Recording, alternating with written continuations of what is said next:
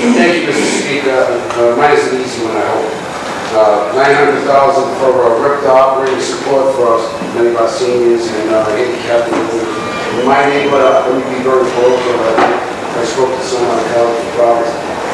And not only are they many of them are minorities and handicapped, I think to cut the funding to be ended, for $900,000 to be ended by January is kind of foolhardy. That's when they probably need the transportation the most, go shopping, just do basic things. And I really think when we're talking about $900,000 and a budget of $9 billion, I think we have to really reconsider and consider. Not that, I'm sure we can try and find it somewhere, and it's a matter of $900,000. Those that are in most need, those that are on fixed incomes, I think we need to really address that issue.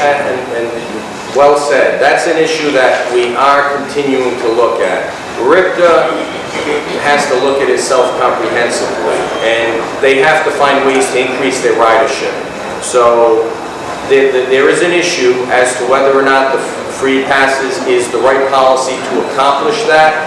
No other state does that, and other states have more robust systems. And RIPTA itself is concerned, and they're working on policy. So we gave them money into January. We can look into that. It's a system that's being studied right now, and actually it's a system that we have to increase the benefits being provided to our citizens. But if it's a system that folks don't want to ride on, you can make it as free as you want, and they're not going to utilize it. So it's being looked at, and that's why we gave them through January, and we'll consider it next year. I certainly have a recommendation this week that if we got rid of 4 or 5 administrators, we'd be all set with the issue.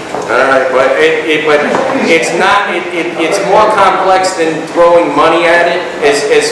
I'm a big supporter of RIPTA, and I think they're doing good work. We have to make the system more robust, and that's what's being looked at. And once they figure out how they want to design the system for the future and what their policies and plans are going to be, then we'll look at the funding. So that's why it was a bridge funding. Again, not to belabor the issue. This is their only means of transportation, their only means of touching the outside world.